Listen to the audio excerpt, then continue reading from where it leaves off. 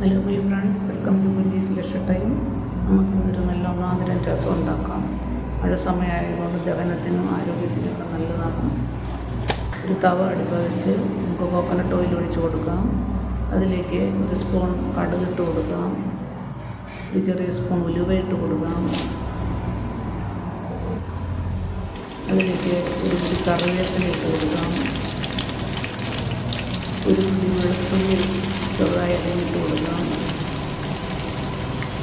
ഒരു ചെറിയ കഷ്ണം ഇഞ്ചി അരിഞ്ഞിട്ട് കൊടുക്കാം. ഒരു പിടി ഉള്ളി അരിഞ്ഞിട്ട് കൊടുക്കാം. ഒരു തക്കാളി ചെറുതായിട്ട് അരിഞ്ഞിട്ട് കൊടുക്കാം. ഇവയെല്ലാം കൂടെ നന്നായിട്ട് യോജിപ്പിച്ച് ഒരു ചെറിയ സ്പൂൺ മഞ്ഞൾ പൊടി, ഒരു സ്പൂൺ കുരുമുളക് പൊടി, ഒരു ചെറിയ സ്പൂൺ ജീരകപ്പൊടി, ഒരു സ്പൂൺ മുളക് പൊടി ഇവയിട്ട് ആ പൊടികളുടെ ഒരു ചെറിയ സ്പൂൺ കായപ്പൊടി ഇട്ട് പൊടികളുടെ പച്ചപ്പം മാറ്റിയെടുക്കാം. അതിനുശേഷം അത് വേവാനായിട്ടുള്ള വെള്ളം ഒഴിച്ച് കൊടുക്കാം. നമുക്ക്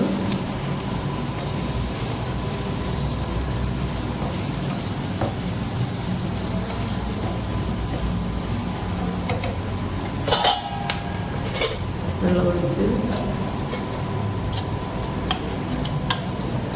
തിളപ്പിച്ചതിന് ശേഷം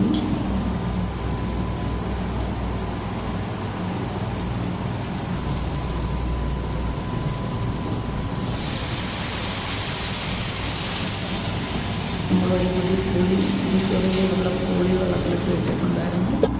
അത് നന്നായിട്ട് ഞെരടി പിഴിഞ്ഞെടുത്ത് അതിലേക്ക് യോജിപ്പിച്ച് കൊടുക്കാം.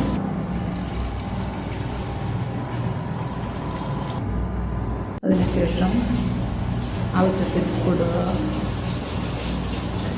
ഉപ്പും പുളിയെല്ലാം നോക്കുക. അതിനുശേഷം ഒരു സ്പൂൺ കായപ്പൊടി കൂടെ ചേർത്ത് കൊടുക്കുക.